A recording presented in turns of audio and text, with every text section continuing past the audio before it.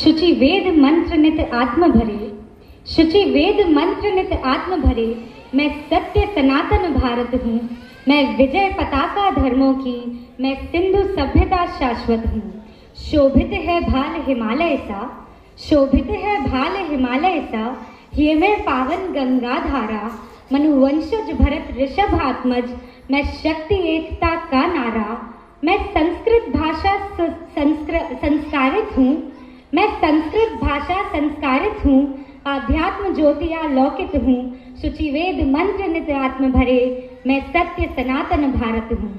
सर्वप्रथम माँ भारती के चरणों में प्रणाम। परम पूज्य स्वामी जी सरकार एवं समस्त मंचासीन संतों को प्रणाम। मातृशक्ति, भ्रातृशक्ति एवं यहाँ उपस्थित सभी गणमान्य जनों को मेरा प्रणाम। राष्ट्रीय स्वयंसेवक संघ के गौरवशाली शताब्दी के इस पावन अवसर की आप सभी को हार्दिक हार्दिक शुभकामनाएं। यह मेरा सौभाग्य है कि आज इस मंच के माध्यम से मैं अपने उद्गार आप सबके समक्ष रख पा रही हूँ। इस हेतु मैं इस मंच को अपनी कृतज्ञता ज्ञापित करती हूँ। यह आयोजन केवल एक सम्मेलन नहीं है, यह हजारों वर्षों की शाश्वत सनातन चेतना का उत्सव है। यह विचारधारा का जय घोष है जो व्यक्ति से समाज और समाज से राष्ट्र के निर्माण की यात्रा है। सनातन धर्म जो मैंने अपने वरिष्ठों से, अपने गुरुजनों से सीखा तो जाना कि यह केवल मत नहीं, यह मनुष्य को मनुष्य बनाने की वैज्ञानिक, नैतिक एवं करुणामय पद्धति है। वसुधैव कुटुंबकम के विचार में पूरी मानवता समाहित है। यही कारण है सनातन धर्म कभी किसी पर थोपा नहीं गया, बल्कि अपने आचरण से अपनाया गया। मुझे संघ की विचारधारा ने सदैव प्रभावित किया है। संघ के 100 वर्षों की यात्रा आसान नहीं थी। प्रथम उपेक्षा, बाद में उपहास, फिर राजनीतिक स्वार्थ के लिए हर स्तर पर विरोध, पर राष्ट्र पुनर्निर्माण की यह यात्रा अनवरत चलती रही। संघ सिखाता है राष्ट्र पहले मन में बनता है, फिर भूगोल पर उभरता है। यह सिखाता है कि व्यक्ति से संगठन बड़ा है। संघ समय अनुसार बदलता रहा, पर अपने सिद्धांतों पर अडिग रहा। उसके मूल सिद्धांत हैं व्यक्ति निर्माण से समाज परिवर्तन, समाज से संगठन एवं भारत एक हिंदू राष्ट्र। सनातन प्रकृति से जोड़कर जीवन जीना सिखाती है। कहते हैं सनातन धर्म से चलता है और धर्म का अर्थ है कर्तव्यों से चलना। जीवन में शिक्षा आवश्यक है, परंतु अगर शिक्षा संस्कार विहीन हुई तो उसका क्या लाभ। आज करियर मैनेजमेंट की होड़ में हमने बच्चों को डिग्रियां लेना, जॉब के लिए तो तैयार कर दिया है, पर अफसोस जीवन में जब विषम परिस्थितियां आती हैं तब उन्हें वो मनोबल नहीं दे पा रहे कि वे अपनी परिस्थितियों का सामना स्वयं कर पाए। आज हमने करियर और फैमिली का ऑप्शन रख दिया है। ये करियर एंड फैमिली क्यों नहीं हो सकता। आज बच्चे बाहर पढ़ने जा रहे हैं, जीवन को अनुभव करना चाहिए। मैं भी बाहर गई, पढ़कर आई, परंतु आज हम अपने नैतिक मूल्यों को खोते जा रहे हैं। आज हम बच्चों को इंडिपेंडेंट बनाना तो सिखा रहे हैं, पर उन्हें इंटरडिपेंडेंट रहना भुला दे रहे हैं। इंटरडिपेंडेंट और मनुष्य का मूल तत्व ही यह है कि हम सामाजिक प्राणी हैं, हमें एक दूसरे से परस्पर जुड़कर जीना है। पर अफसोस कि आज यह खोता जा रहा है। नैतिक मूल्य अगर मैं पूछूं तो कौन नहीं जानता। हम सबको पता है कि बड़ों का आदर करना है, प्रणाम करना है, छोटों को प्यार करना है, समरसता से जीना है, संगठन के साथ जीना है, परंतु अफसोस ये वैल्यूज की सिर्फ इंफॉर्मेशन रह गई है हमारे पास, इसका फॉर्मेशन नहीं हो पा रहा। यह बातें भाषण देने के लिए बहुत अच्छी हैं, एग्जाम्स में 10 नंबर के क्वेश्चन में पन्ने भर भर के लिखने के लिए अच्छी हैं, पर अचानक हमारे जीवन से लुप्त होती पाई जा रही हैं। पर समाज में अगर हमें प्रकाश लाना है तो पहले इन अंधकारों को पहचानना होगा। यह अंधकार है एकाकी जीवन शैली, नशे में धुत युवा, व्यभिचार, भ्रष्टाचार। पहले हम जब इन्हें समझेंगे तभी तो इनके सुधार के लिए कार्य कर पाएंगे। अब तक हमारे लिए खतरा था बॉलीवुड और क्रिकेट स्टार्स की फेम, पर आज जब मैं स्कूल में पढ़ाती हूँ और 5वीं 6वीं के बच्चों को देखती हूँ तो वो कोरियन ड्रामा, जापानीज ड्रामा से इंस्पायर होने लगे हैं। आज उनके रोल मॉडल्स इंटरनेशनल स्टार्स बन गए हैं। पर अफसोस ये होता है कि क्या हमारी संस्कृति की ये विविधता हमारे बच्चों में आत्मगौरव का निर्माण क्यों नहीं कर पा रही है? क्या हमारी संस्कृति इतनी कमज़ोर है कि हम अपने बच्चों को यह नहीं समझा पा रहे कि हमारे आसपास भी रोल मॉडल्स हो सकते हैं? हम अपने आचरण से अपने बच्चों को प्रेरित नहीं कर पा रहे कि वे उन इंटरनेशनल स्टार्स में अपने रोल मॉडल खोज रहे हैं। विचार करना हमारा कार्य है और वादे वादे तत्वे जय बोधा, मतलब विचार करने से, विमर्श करने से ही सॉल्यूशंस मिलेंगे। और आज का यह जागरण सम्मेलन इसी क्रम में एक पहल है। आज जब बुजुर्ग महिलाएं युवतियों की भांति वेशभूषा लेना चाहती हैं तो अफसोस होता है, क्योंकि संघ ने तो सदैव मर्यादित जीवन जीने की बात की है। हमारा भजन, भोजन, भाषा और भूषा सब मर्यादित हो, यही प्रयास किया है। आज हालत यह हो गई है कि भोजन के नाम पर रेस्टोरेंट्स, कैफे हैं या ऑनलाइन डिलीवरी से आए हुए भोजन को हम ग्रहण करते हैं। जैसा अन्न होगा वैसा मन होगा। तो आज जो अन्न हम ग्रहण कर रहे हैं वो हमें मनी माइंडेड ही तो बना रहा है। आज भजन सिर्फ दिखावे का रह गया है। वृंदावन, मथुरा की भीड़ बताती है कि सिर्फ इंस्टाग्राम रील्स पर वायरल होना है। भाषा की अभद्रता इस प्रकार बढ़ गई है कि आज छोटे छोटे बच्चे अब शब्दों का प्रयोग करने लगे हैं और उन्हें यह बुरा भी नहीं लगता है, क्योंकि आज जो साहित्य, जो वेब सीरीज उनके सामने है वो इसे बहुत ही सहज कर देती हैं, जिसमें कोई गलती का बोध ही नहीं है। वेशभूषा की बात करें तो आप सभी जानते ही हैं कि आज हम किस दिशा में बढ़ रहे हैं और हमें इन सब पर विचार कर अपने आने वाली पीढ़ी को समझाना होगा। क्यों हमारे आसपास के लोग हमारे रोल मॉडल नहीं हो सकते? क्यों हमारे संत हमारे रोल मॉडल नहीं हो सकते? प्रेमानंद जी महाराज एक उदाहरण है संत समाज से, जो आज छोटे से बच्चे से लेकर एक बड़े से व्यक्ति तक के लिए भी प्रेरणा स्रोत बन रहे हैं। और जब बात संस्कारों के, चरित्र के निर्माण की होती है तो प्रकृति ने यह दायित्व निश्चित ही नारी शक्ति को सौंपा है।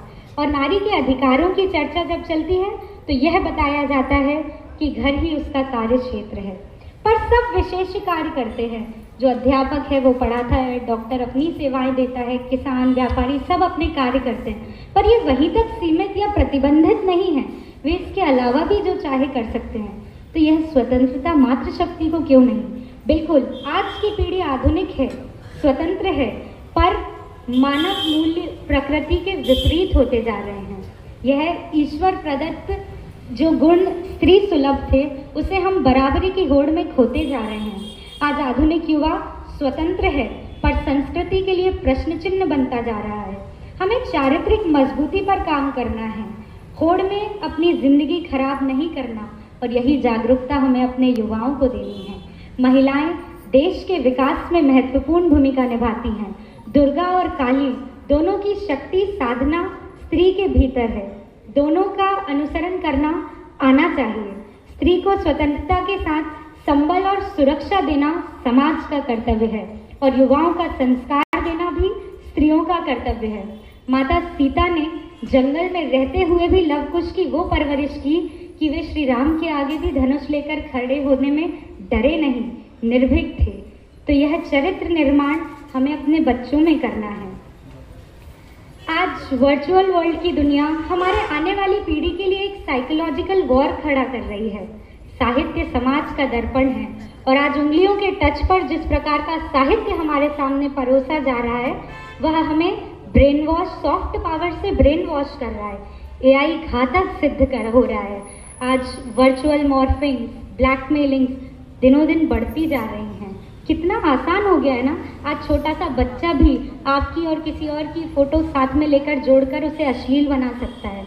और इसके कितने दुर्गम परिणाम हमारे सामने आ रहे हैं कि ये सब वीडियोस के वायरल होने के लिए और लाइक्स और कमेंट्स के लालच में कितनी वल्नरेबिलिटी बढ़ा रहे हैं कि समाज के असामाजिक तत्व इन चीज़ों का फ़ायदा उठा रहे हैं।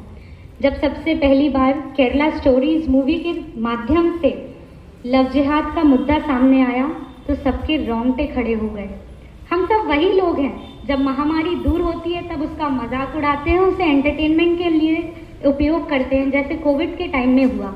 पर जब हमारे आसपास के अपने लोग गिरने लगते हैं तब हमें एहसास होता है कि यह विचार और विमर्श करने का नहीं, केवल इस पर काम करने का भी हमारा कार्य है।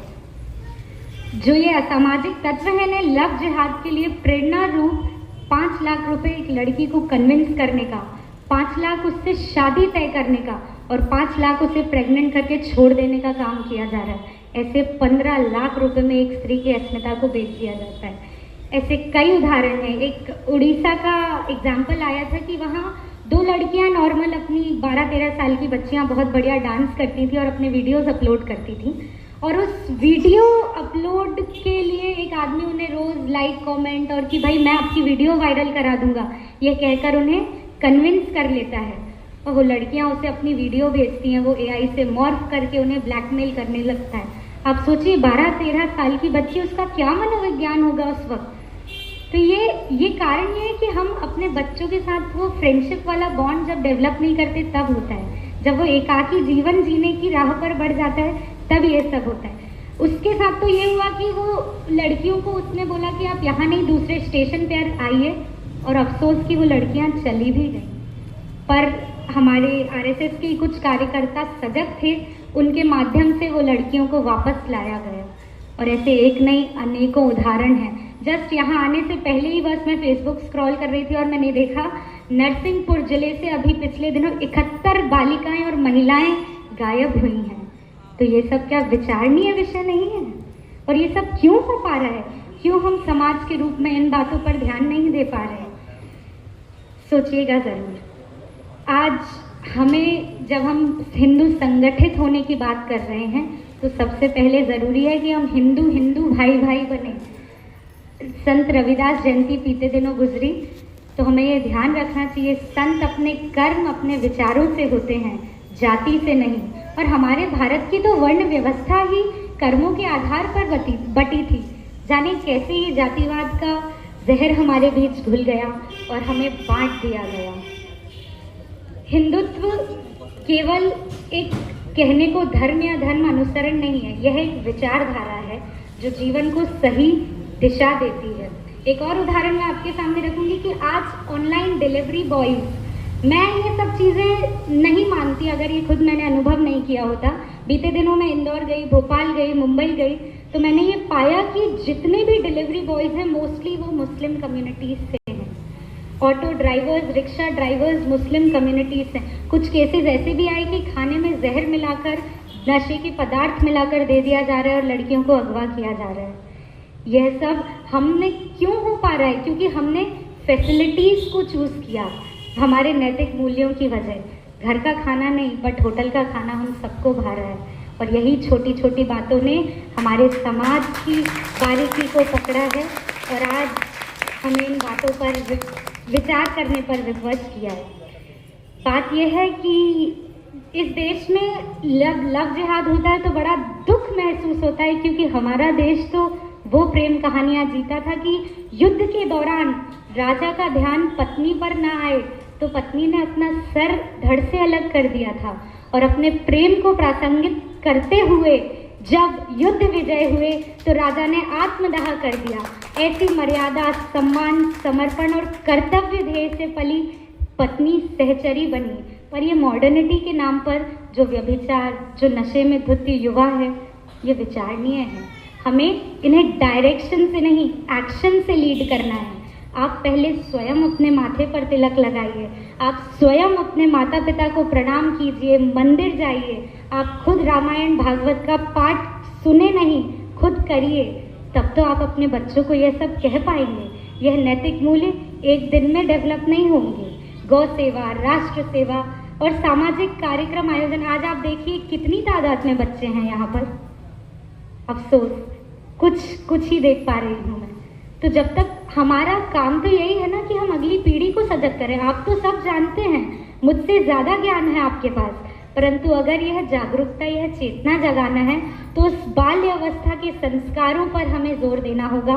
उस उम्र में बच्चों को सही मार्गदर्शन देना होगा। उन्हें शिवाजी की, महाराणा प्रताप की कहानियाँ सुनानी होगी, रानी लक्ष्मीबाई, अहिल्या, जीजाबाई, दुर्गावती की सीख सिखानी होगी। उन्हें केवल शास्त्रों का नहीं शस्त्रों का भी ज्ञान देना होगा, क्योंकि जब बात आती है अपने चरित्र पर, अपने स्वाभिमान पर, तो एक बहुत अच्छी पंक्ति है कि कोई चीर इतना लंबा नहीं हो सका था जो दुशासन को मार सके, वो केवल द्रौपदी की लाज ही बचा पाया था। और मैं कुछ पंक्तियां उसी पर जोड़कर कहती हूँ कि दुर्योधन है दुशासन है पग पग पर अवरोध खड़े, दुर्योधन है दुशासन है पग पग पर अवरोध खड़े, कुछ कुटिल काल के अनुयायी शकुनी से हैं शैतान बड़े, कुछ कुटिल काल के अनुयायी शकुनी से हैं शैतान बड़े, कलियों सी कोमल मूरत को कर देंगे पल में तार तार, कलियों सी कोमल मूरत को कर देंगे पल में तार तार, मन के श्रृंगार को पल में कर देंगे वे छाड़ छाड़, रणचंडी का तू रूप धार, दुश्मन पर कर तू ये प्रहार, खन खन चूड़ी के मध्य उठे तलवारों की अद्भुत धार, और पानी तक ना मांग सके जो तुझ पर आंख उठाएंगे, वो पानी तक ना मांग सके जो तुझ पर आंख उठाएंगे, तुम खुद अपना चीर बचा लेना, कृष्ण कहाँ तक आएंगे, कृष्ण कहाँ तक आएंगे। बस कुछ पंक्तियों के साथ मैं अपनी वाणी को विराम देती हूँ कि 100 वर्षों का अर्थ आत्मसंतोष नहीं, आत्म समीक्षा का अवसर है। यह आयोजन का सार चिंतन नहीं, आत्मावलोकन का साहस है। यहाँ उपस्थित सभी के मन में आज जो दृष्टि उभरेगी वह संघ की नहीं, भारत की होगी। एक ऐसा भारत जो न केवल समृद्ध हो बल्कि संवेदनशील भी, जो आधुनिक हो और अपने जड़ों से जुड़ा भी। जब हम स्वयं को देश का अंग समझेंगे तब भारत की यात्रा अनवरत रहेगी। जय हिंद, जय भारत।